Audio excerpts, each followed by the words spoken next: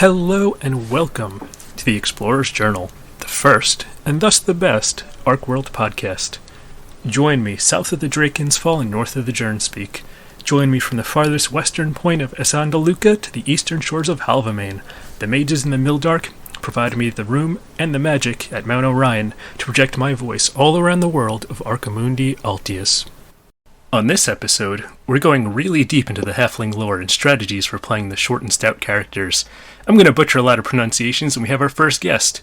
Quick disclaimer before we start, though. The information presented is based on current rules for Halflings released in April of 2020, so some changes may occur as updates to the factions happen. So let's introduce our guest. If you've been on the ArkWorld fan page for more than a month, you've seen his name before and you've spoken to him. It's Dagfinn, and Dagfinn has been around for a long time. In fact, he's the inventor of the town of Cushington lore. He actually invented it before ArkWorld was created. So Dagfinn, what got you into ArkWorld? Well, as I said, I've been around for years. I was even along back in the days when posting on things weren't on Facebook or Instagram. It was forums. We had to comment and you had to upload pictures to a website and copy that URL link into the forum and use codes and whatnot to get a good-looking forum page. And there was this one guy who made an awesome-looking lizardman army, loads of conversions, and he was Warp Like Monkey. And we all know who that is. That is the creator of ArkWorld. And the legendary Alex, yeah. The legendary. And it went from lizardmen to trolls, but it was when the Halflings got around that I really got excited about it. And so I saw the birth of ArkWorld, and it has been an incredible journey to just look into. Right, so you've been playing ArkWorld since ArkWorld's been a thing. Do you play other tabletop games, other miniatures games, card games? Yeah, that was what got me into the forums in the first place. That was Warhammer Fantasy. Right. And I've also been into Mordheim, I've been into Blood Bowl. But after Warhammer Fantasy was sort of like a thing of the past, and Age of Sigmar came around, I've only played one game of that. I've found a love for Kings of War, right, which is also a mass unit strategy game that I really enjoy. But I think the best games I've ever played are the ones that are story-driven and skirmish games that you can really get into the almost scenographic scenes. That's what I love about ArkWorld. It is almost as if you're watching a movie. Yeah, and making. The feat system really lets you play that out too. Oh, that's a brilliant thing, and that's where all the fun things happen. It's where I can really see what's going on. Yeah, so speaking of ArkWorlds, what would you say has been your best experience with the game? Oh, there's so many. The first time I went to Salute, I was allowed to do some great demo games with players just discovering the game. But still, the best game that was a mate of mine, Espen, also part of the Facebook group. He has made a terrific, fantastic-looking gaming board. There's sort of like a town on a slope out into the rock outcrop into the sea. And we had pirates coming in from the sea, and we had wild elves from the inland, and I was playing Halflings defending the town, along with another player, and Espen and a fourth player played the wild elves and pirates, and we had this huge whale, undead Leviathan, climbing up the hillside and just plummeting down through the town, killing everything in its path. And it was a great experience, just to have a very good-looking battle board and good rule set to back it up. Yeah, definitely. And I don't know, maybe it's my Undead Raiders bias, but the Undead Leviathan is my favorite model that Alex has made so far. It is. It's sort of like you either love it or you hate it. Mm-hmm. I love it, but there are those that only flying zombie whale. It's like they don't get it. Yeah, it's fantasy. Come on. You just have to accept it for what it is, and then. But let's talk about Halflings. Of course, yeah. But yeah, that was a great part of the game, the Leviathan. And then, if there's a best experience, there's got to be a worst experience too. So, do you have any that come to mind? Like, I'm sure the worst experience is probably still a great one, but anything. I think there was this one game. I took the game to a local game club. I had a few guys looking at it, and I played a quick scenario just to show them the rules and the models. And then they wanted to play more. I said, all right, let's do a 3-faction against the giants. Right. And it was a great game, and we just had all the 3 warbands were testing out who's going to go after the giant, and we had to end it. And that was the bad thing about that's what's made it a bad experience, because we couldn't finish it, and we never got around to figure out how good that giant really was. Right. So it's still gnawing at me to not have played that game to its full potential. Well, I mean, with the giantess coming out, you might be able to revisit that in the future, right? Well, once we're allowed to game again. Yeah. Yeah, once again, thank you for joining me. I guess at this point, we're going to really talk about the hobbits, and not just the strategy and the list building, but we're going to get into the lore too. And believe you me, there's a lot of lore to get through. So we're going to crank some out and see how it goes. We all know the area of Hubbleshire, but what we might not know is that it's been settled by halflings probably for as long as there's been halflings. The rich, fertile soil in the rolling green hills make it a paradise for agriculture and raising livestock. The archaeologists from the University of Camford have found cooking utensils thought to date back to over 10,000 years ago, and it's more than likely that halflings have inhabited the area for even longer than that. While halflings can be found everywhere that humans also live, there are some areas of the world that are almost exclusively populated by them. One such place is Greater Hubbleshire, which is a nation composed of self-sufficient cities and settlements with their own individual bodies of governments. Usually mayors run the towns. And while each town is technically a democracy, it's pretty common for a mayor to stay into their position until they retire or die, as halflings are kind of conservative, so it would take a monumentally horrible mayor for them to consider it. There's no actual capital city in Greater Hubbleshire, but they all have the same currency, and that is the Hubbleshire shilling. And while the country itself is overwhelmingly halfling, there are some non-halflings living there, but they're usually met with distrust or outright violence, due to events we'll talk about later. And then there are many coastal towns in the country that are a lot more likely to be multicultural, except when it comes to humans. There's a tension with humans since the Halfling Civil War of 4054, and sometimes different halfling towns have pretty strong rivalries, leading to small-scale warfare, skirmishes, battles, and other sorts of disagreements over land and old grudges. Every halfling in Hubbleshire is trained to fight, and their militias are well-equipped and dressed in the colors of their town. So off the bat, halflings have been around for forever, haven't they? Indeed. They're all like the foundations of the world, I think. And who can blame them? They're sort of like a people of the land, if you will. Yeah, that's one of their things. It's the farming. They're not big on cities. And I think a lot progress of that, in general. Mm-hmm. And I think that's gotten worse because of the Halfling Civil War, which there's probably been history books written on individual battles of that war. Since the Halfling Civil War, there's been a concerted effort by the citizens of Hubbleshire to settle further and further within the Mildark Forest. The expanded area, known as Greater Hubbleshire, is dotted with villages and isolated farmsteads. It's a pretty tough life, as felled trees can grow back at astonishing rates, attacks from enemies are common, and the arcanite-rich soil can produce some startling but interesting effects on vegetables that are grown there. The militia in a lot of the isolated towns are kept busy, and they're all too eager to start a scrap with local monsters or warbands in order to claim more land for themselves. Another halfling country is Riverjik. You got that one. It's the... Riverjik. Yes. It's the northeast neighbor to Greater Hubbleshire. They do have a capital city known as Domstarn, which is a huge river city and a major port from Drarbuke Bay to the rest of the upper Arkworld mainland. It's considered a center of commerce and trade, and adventurers that are preparing to enter the Mildark frequently stop in the city. Their currency is the... You got it? The currency is the Riverjik Guilder. But they more commonly use the Albionican Griff. Like Greater Hubbleshire, the population is mainly halflings, but the cosmopolitan attitude of the halflings here allow for a much greater mixture of races and cultures. Many refugees from the Halfling Civil War ended up settling here.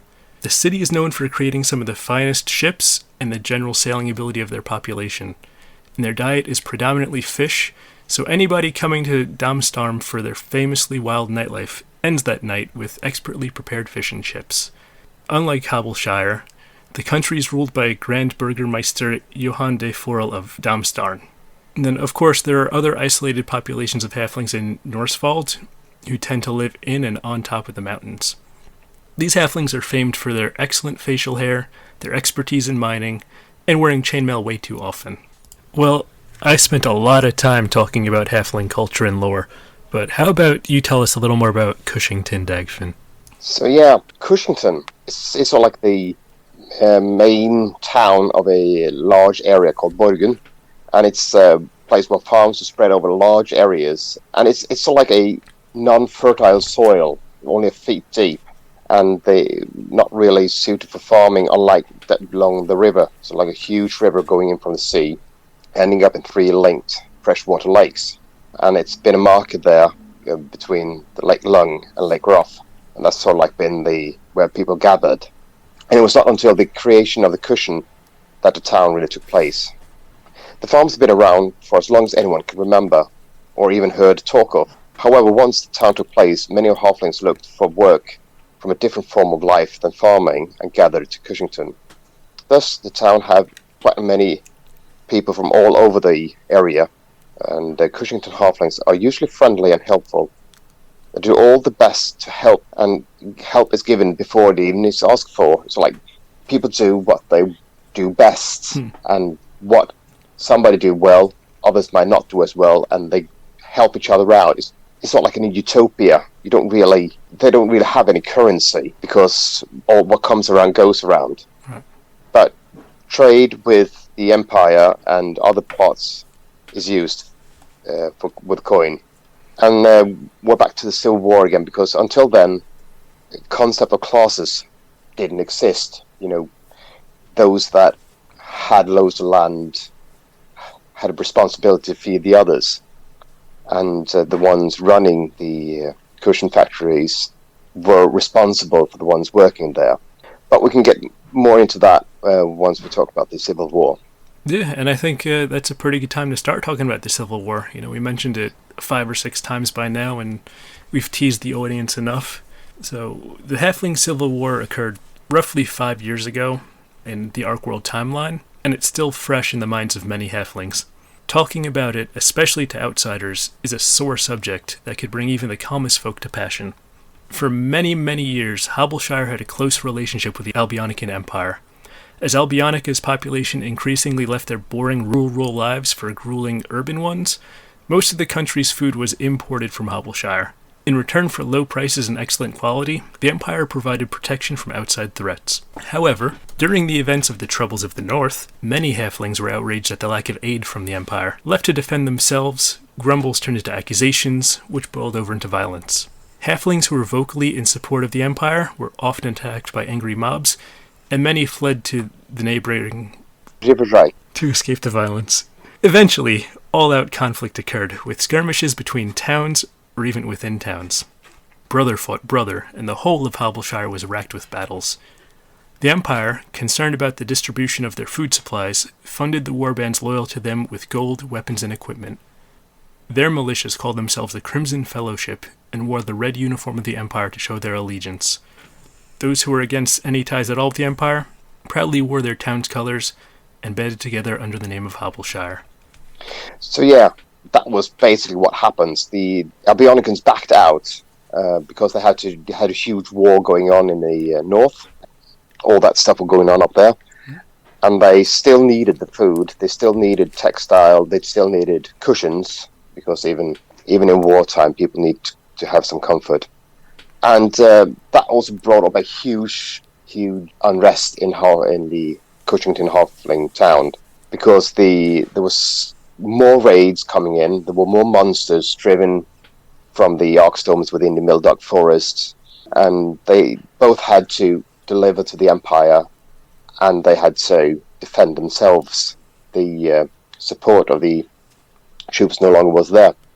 So there was a huge uprising in Cushington that led to the famous Lake Lung Pillow fight, where the citizens stormed the ships and cut open all pillows and threw them overboard. And after that, the Empire was banned, and a guy called Roald Mudboot took over charge in Cushington.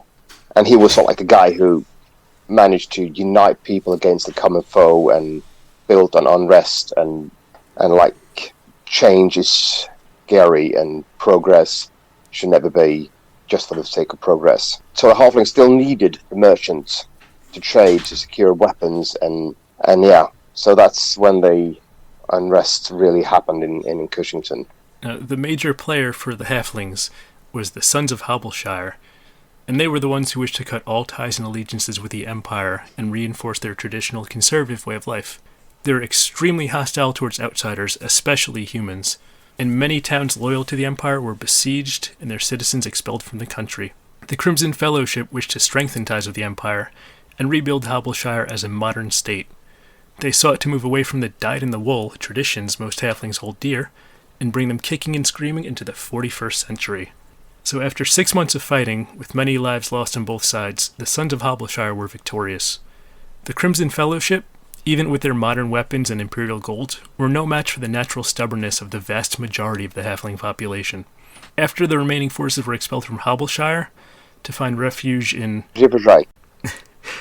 or other imperial territories, those remaining in Hubbleshire began to rebuild. Victorious against the distrusted forces of modernity, those in Hubbleshire clung even tighter to the old ways, and their distrust of outsiders has grown even stronger. Yeah, and for Cushington, that was not until a treaty was made between the ones supporting the Empire and the ones wanting the old ways. Because, as I said earlier, now we had a set of class. The ones supporting the old ways were farmers and sheep herders and hunters, while the new ones are the ones who were relying on cushion trade, because if you couldn't ship all those cushions out of Cushington, there would really be a surplus that wasn't good for no one, and all ones working in the featheries and weaveries and all that other stuff were out of a job. So the old mayor, Dingham Watermayor, was able to strike a deal, and now he could charge even more for the cushions production, and he overthrew Major Mudboot's many efforts to blaming the Albionicans for all the bad things happened, and the majority of the town started seeing him for what he was, and they re-elected Dingham Watermayor as their mayor. Well, there is, as I said before, no real power in being a mayor, and they always find someone they can trust rather than somebody who uses the role as mayor for their own benefits.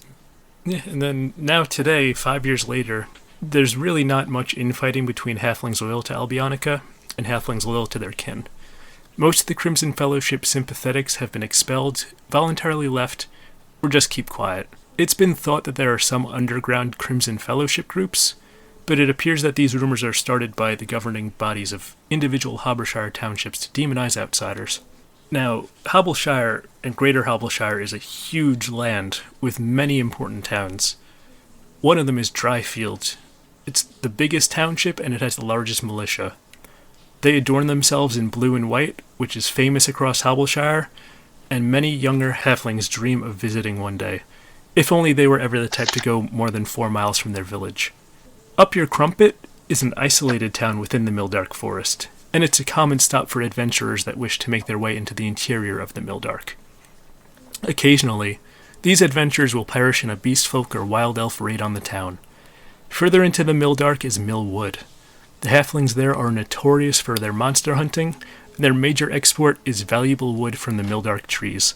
Mutton Cholmswick is a town surrounded by heathland and supplies many of the citizens of Hubbleshire with strong wolves and battle-ready sheep. They're famous for the iron wool sheep especially, who are endemic to the area.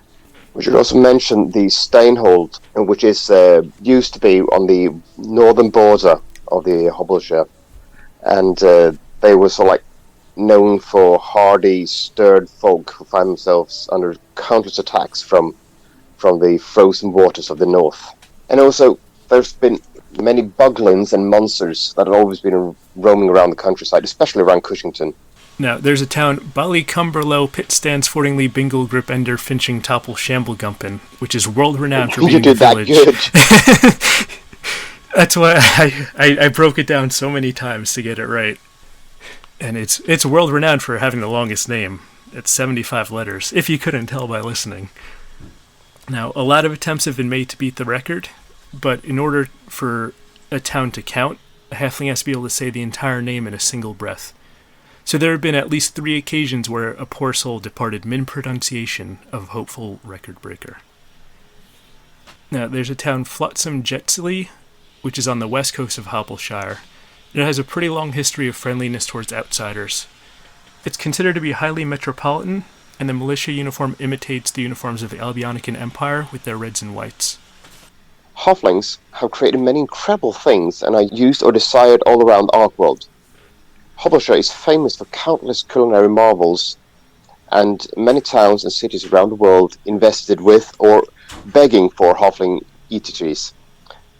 And they're like mutton stews and cocklegriff pies, and basically anything you can cook, the halflings have cooked it. And even things that are thought of being poisonous, the halflings turn into delicious dishes. Life finds a way, doesn't it? Oh, it does. And if it doesn't kill you, it will only make you fatter, as they say. Other than food, Hubbleshire folk are fairly conservative and don't really take time to try any fancy new ideas. But that, as a direct contrast to Riverreich, is famous for mechanical marvels, and many of the Engineers Guild of Albionica hail from the workshops of Darmstrom. Some of the greatest inventors of the Empire are conjured from the fevered minds of Drake halflings, though they are rather you don't know that. That said, one of the most brilliant inventions of all times is halfling made. It is the cushion. And the story of that one can be found in my blog on the Facebook page, and it was written by Alex way back in the day, so definitely take a look, everyone. Halflings are also sentimental creatures and speak of the past with great pride, and every town in Hubbleshire has countless tales of heroism from lauded citizens through the ages, and every town can point to at least one historical character that is a hero, and their town have like a statue of it in bronze or stone or wood, like it is in Cushington. I don't know if I mentioned it, but Cushington has like a lumber colony further up the river where they cut trees from the Mildock forest, so they have abundant amounts of wood. So the main statue in the town square of Cushington is none other than Jim Leigh Watermeyer, the inventor of the cushion. But other than that, any good cook is considered a hero in the Halfling book. Are there any other standout heroes that maybe some of our listeners might have heard of? Well, in my town, every halfling is a hero. Even the low-down militia got its own story and background. But I'd like to mention Rabin Tood, for instance. As I saw the model back in the day, I really adored him. And was really pleased when Alex made a new version of it. Because that story of Rabin Tood is... I really enjoy that model. And so he's the only character in my collection that I've kept the name of, while all the others get their own unique ones. And that's a big part of Halfling culture, is all those heroes and not so many villains. They're proud of their people. Yeah, and they are friendly-minded. Like, they forgive and they forget. They get on with it, even though they might keep a grudge and they might keep going on, but they don't really... Once you sit down and talk with people, it's so much easier being friendly than going to be constant avoiding people or being upset about things. Yeah, and it's easier to share a meal with someone you like. But then again, you have to keep in mind that they do upset each other and they like to talk about each other as well.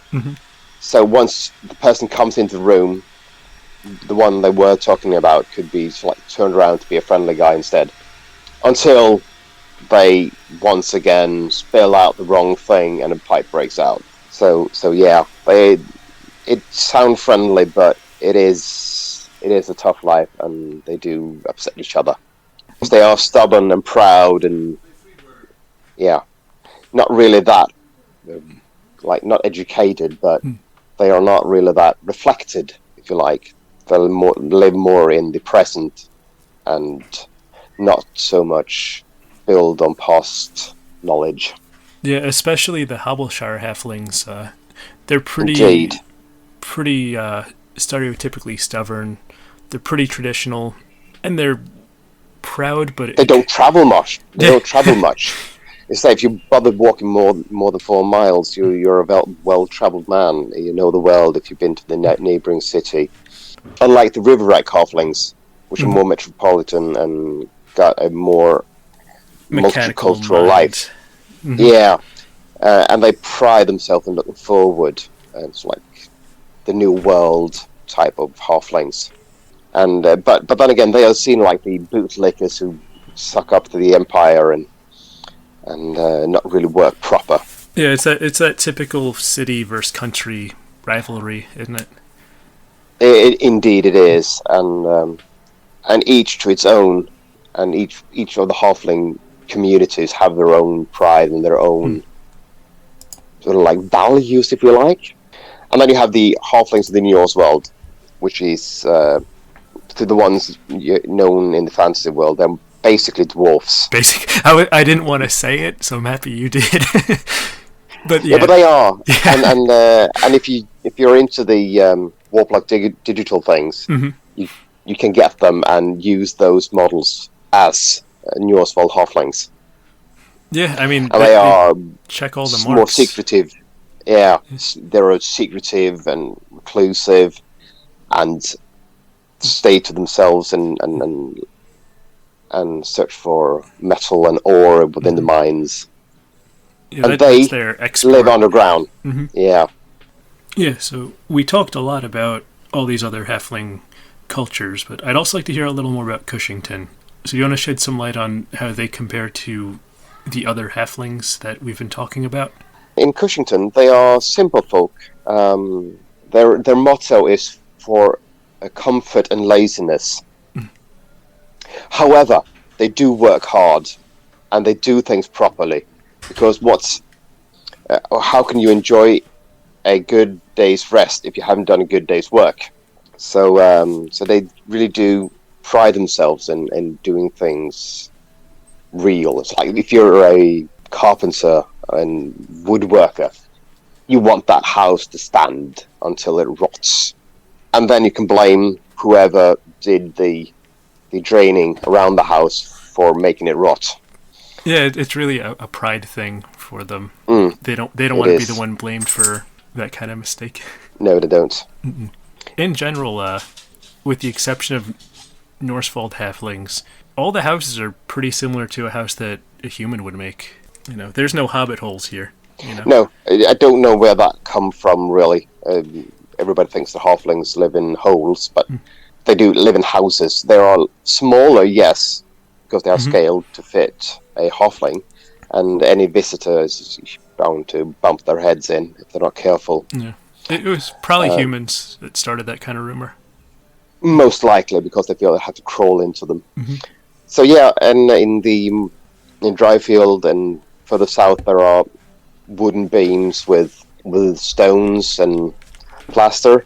While in Cushington, there are made out of like massive lumber houses that are also like interlaced at the corners, and grass on the roofs. Even in the town centre, it is spread out quite nicely so that everybody has plenty of plants and trees and flowers between them. That's nice. It's very suburban. Yeah, but still town centre. Yeah. So it is more like going around in the park than you go around in the more like city-style towns around the world. And then in those houses, it's usually the oldest member of the house that leads it, and that member could be pretty old. You know, they live on average 70 to 80 years like humans do, as long as they don't get eaten by a troll or killed in battle or leave, I guess. And that's the interesting thing about halflings, because they go strong until they drop. Mm-hmm. Unlike humans who sort of like dwindle away after passing 60, for those who are lucky to live that long, the halflings are still as sturdy as the day they were born until they suddenly give in. So yeah, and they are loads of people in their households. Mm-hmm. In Cushington's, it's not uncommon to have more than like 3 or more generation under one roof, and you need that in order to run the household, and anything from 5 to 8 kids. The more hands on the farm, the more hands in the house, the more hands in the kitchen, the more work gets done. So halflings tend to have those very large families, and part of that, that's what keeps them so close, and what also makes them bicker and have scuffles. And in the Cushington area, it's the household leader is sort of like split between the wife and the husband. It's like a dual thing, because what you do good is not necessarily what I do good, right? And they sort of like fulfill each other. Normally, it's the wife who take care of the internal affairs, while the husband do the family's outward face, but there's no major decision made without both agreeing. That's good. And then with that whole life of comfort, the Cushington halflings probably live a little longer, don't they? Yeah, at least they like to think so. I've always imagined them to live until they were 100, but I haven't really lived long enough to see any one of my characters go yet, unless the one's dying, of course, or getting eaten by trolls, which do happen. Because the Cushington area it's got quite a few river trolls in the river, and there's also buglands and other creatures filling around. Also, the undead raiders come up the river every now and then. Basemen from the trees, so like, not to say the wild elves terrorizing the lumber colonies. Of course. So there are quite a lot of interracial activities as well. Have they picked up any sort of religion or religious value from their interaction with the other denizens of Arkworld? No, I don't think religion is a thing in Hubbleshire at all. No, not really. I've always seen that the only true religion is the preparing of a good meal and brewing a good ale and telling a good tale. The meeting up at the pub or at a festival and stuff like that is something that the Cushington halflings really, really enjoy, and it's, I think, the biggest feasts, they have one at least once a month, but I think the biggest one is the Warpluck Day, that is called in late winter, almost spring, around February 27th in our calendar. It's a parade and a competition, and there's a cushion contest. Everybody that are a weaver and embroidery make the best looking cushions, and they put it up on display. And there's this monkey deity that pops up and grants a keg full of beer to the best looking cushion, and it takes that cushion with him and just disappears over the night. So it's the big celebration, and that beer keg is then opened that very day, same evening, and split between everyone attending, and doesn't run out until the feast is over. Now, February 27th, is that a significant day in human history? Or is it a day that you just picked out of a hat, maybe? No, it is just vaguely coinciding with the birthday of Warpluck's Alex Huntley. Oh, well, I guess next February 27th, we could all raise a toast and maybe get our own kegs of beer for the occasion. That would be very nice. I know I'll be celebrating with a good cushion and a good night's rest. I think I might too. That sounds like a pretty good idea, Dagfinn. That's pretty much the lore of the halflings from the time of 10,000 years ago till now. They're very conservative people. Indeed. And, it's been working for them. So, It is. Why change it, right? But Mr. Dagfinn, thank you so much for joining me on this first episode of the Halfling Deep Dive on the Explorer's Journal podcast. It has been a honor to have been able to come along, and the podcast has been a great contribution to the community as well. So thank you. Absolutely. So listeners, join us on part 2 of the Halfling Deep Dive, where we get out of the lore and get into the general overview of the faction and some strategies that you could use, and have a wonderful Mildark day.